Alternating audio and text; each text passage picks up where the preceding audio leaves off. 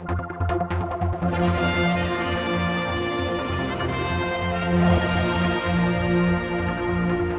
talking with Kevin Groom, the Chief Fire Officer of the Isle of Man, and a press release that's come out telling everyone that you are now looking for people to come in to help you with the organisation, but these aren't going to be people who are in fire and rescue getting paid. These are volunteers, is what you're looking for. Yes, what we've done today, Paul, is we have officially launched the recruitment of the Community Safety Volunteer Scheme for the Fire and Rescue Service. A number of months ago, we spoke very sort of directly and clearly about the challenges facing the Isle of Man Fire and Rescue Service, and indeed the Isle of Man government as a whole. I was very concerned that I would have to deliver my services, but I'd have to focus on core functions. That's through an operational response. And since our talk, fire safety response. There's been less like looking at smoke alarms, that stuff which you used to do. That's Yes. been stopped. Is this the sort of gaps will be plugged? Well, unfortunately, that one area, which very truthfully and honestly, it did trouble me. We had to pull back very, very clearly on our community safety work. I would say that community safety is at the very heart of what we do in the Fire and Rescue Service. So what we've done by launching this community volunteer scheme today is that we're looking for people who would like to come and assist the great work that my staff do in the Fire and Rescue Service, particularly at this stage focusing amongst community safety across the island. Right, so the smoke alarms, for instance, then, is that an example where before your men would be doing that as staff members, now you'd be looking for volunteers to take that on? Yes, our men and women did that in the past. What we're looking for is people who will be able to recognise in their own communities, perhaps people who are vulnerable.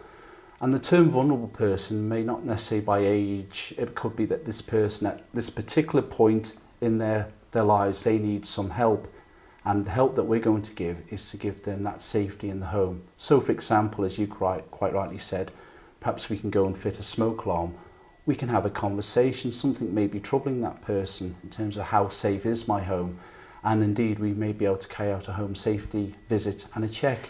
This is all about making the community safer by using volunteers to assist our work. I'm just trying to get to the detail of what sort of person you're looking for, but the police have had this sort of thing for some time, haven't they? People who answer phones, for instance, and things like that. Is that what you want as well? Yes, very much so. Depending on the number of applicants we get and their suitability to work with the Fire and Rescue Service, a person may have a good skill for manning a telephone line for a couple of hours a week to give advice to the community. I think that has to be a real positive. Secondly, there may be people who may be able to keep a database of people that may need a home safety visit, or indeed their smoke alarms just started bleeping. Can we go out and assist? Very clearly, Paul, as I said a number of months ago, we can't do everything now. Like every department of government, there are challenges facing us financially. We carried out a review of our service. We're focusing on our core functions. However, I made a promise to the community of the island that I would look at trying to deliver community safety in a different way. And I think today is the launch of this project, and I'm really excited about this. I think it'd be fantastic. They'll get training, they'll get uniforms to wear, what? I mean, how does it work out? Yes, they will get training. They will be given formal identification in terms of a name badge. So we're aware of, obviously, the budgets that I have to work to, but the people will be instantly recognisable and they will be given the suitable training before they engage with the community. Let's deal with this conversation we had last time about the cutbacks. And you were troubled about it, there's no question about it. It came across that you were deeply concerned. Have your worries been realised yet, or have you never had that moment yet when you have been stretched? No, there's obviously, as the island's chief officer, my role is to ensure the island is sustainable and it has a safe future. We link into the government strategic priorities. One of them is protecting the vulnerable. We have one house fire involving a person who we could have gone out and made a difference. That does worry me. So I believe by launching this project, we'll work with our colleagues in the Isle of Man Constabulary across other departments of government, and both in the private and the public sector and the third sector. So I'm really conscious that my clear message here today is for people to consider what I'm saying, contact the lady in our organisation, Mrs. Claire Newell, who will give more information advice. We've got an information pack ready to go. Please consider it and see, would you like to come and work alongside the Fire and Rescue Service and make a difference? That's what it's all about. Well, before you know it, it'll be budget time again. I'm sure you've had meaningful conversations with June Watterson. That's no doubt sort of signed off. Should we be expecting the public? I mean, I'm sure you're not going to tell me today, but will there be more pain yet? As everyone on the Isle of Man knows, the Isle of Man government is locked in to a rebalancing programme in terms of budget. We have to make further cuts next year. More cuts again? More cuts next year. Are you worried? Financial cuts. Of course I'm worried, Paul. Yes. What I'm trying to do is to do my best to concentrate on our core functions and service delivery.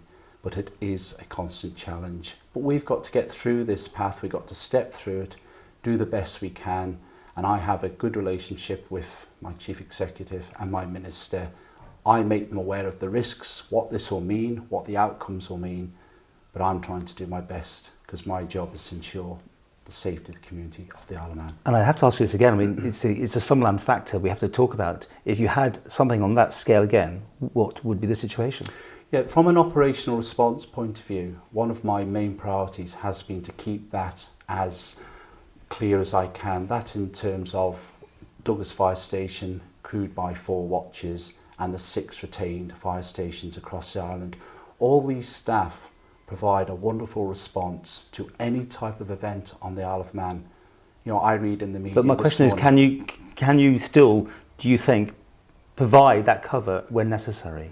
I believe that we big can fire? At the present time, but into the future, if we get more and more cutbacks, I said to you last February very clearly that I believe we've reached that point and you'll start to see a reduction in our services and our delivery. For example, today we've spoken about community safety and how that really troubled me.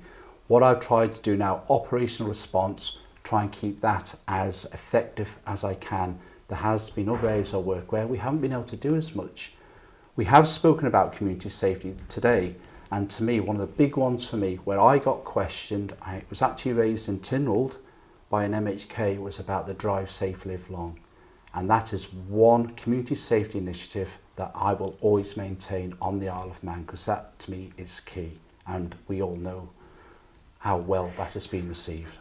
I mean, finally, we have gone slightly off track here, but would we be sitting down here talking next year about further cuts on the next budget, or have you been told, or have you told the Minister that enough's enough here? The Minister is very aware of the situation that we're in, that further cutbacks will fundamentally decrease our ability to respond in the way we respond now, and indeed the core functions that we supply. The Minister and I are both aware of that.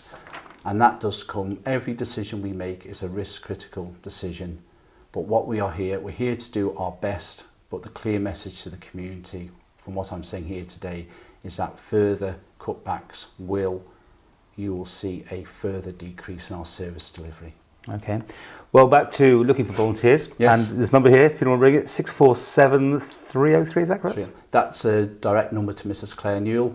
Lovely woman, and I'm sure she'll give the people who are considering applying to become Fire and Rescue Service volunteer all the information they require.